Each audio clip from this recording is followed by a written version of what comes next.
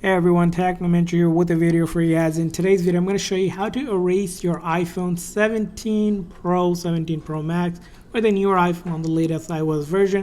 This is something you would do if you want to erase and factory reset back to factory setting. It's something you would do if you're selling, giving away, or trading it in, so all of your data is removed. So first thing you're going to do is go into your setting, and then go to General, and then scroll all the way down to transfer or reset iPhones. You can tap on that and you're going to see an option that says erase all content and settings. So we're going to tap on that and it's going to show you what's going to erase. Really good idea is that if you already want to back up your device or transfer it over to a new device before you do this, because once you do this, everything will be gone on this phone. But if you backed it up or moved over to another phone, everything will still be there. So we're going to hit continue here, click on erase anyway.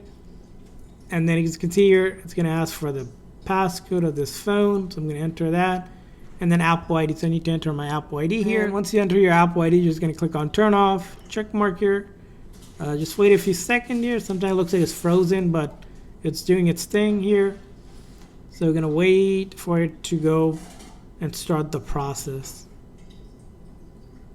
And if it doesn't, just click on that OK or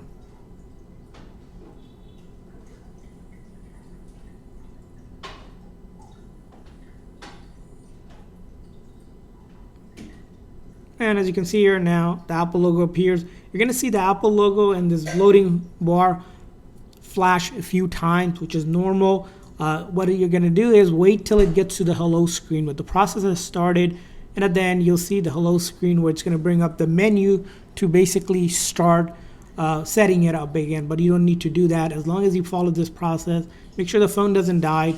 Your phone will be factory reset just like that. So that's how you do it. I hope this video was helpful, so please consider the like and subscribe button for more tips and tricks for your iPhone, and we will see you guys in the next one.